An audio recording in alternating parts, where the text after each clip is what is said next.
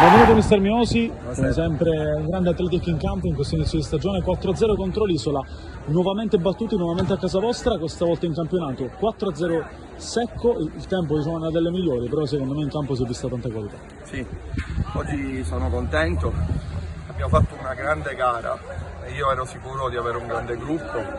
Oggi nonostante abbiamo avuto 5 assenze, un quintetto titolare, io ho sempre detto ai ragazzi che da noi siamo 15 in rosa, non c'è un titolare, chiunque va in campo può giocare in questa categoria. Sono fiero di questo gruppo e gli dico veramente grazie, questa è la vittoria del gruppo. Questa è la vittoria del gruppo, ma soprattutto anche in classifica che recita un gran punteggio. Sono 4 vittorie e un pareggio finora, con anche lì a Trem, che comunque è un campo complicato per quello della C1. 3-3, sono 13 punti in classifica, comunque siete sempre lì.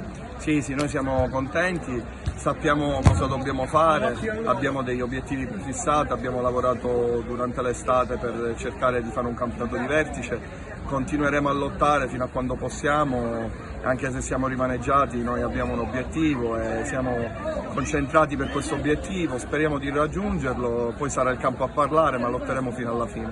Ricordiamo che anche come ha detto bene lei, oggi mancavano Sanchez, Barcellona, il vice capitano e tanti altri nomi che sono secondo me stati rimpiazzati alla perfezione anche dai ragazzi come La Piana, Tabita. Esattamente, ecco perché dico la vittoria del gruppo, ragazzi giovani, vogliosi, che ascoltano sempre il mister, che si sacrificano e sono veramente felici.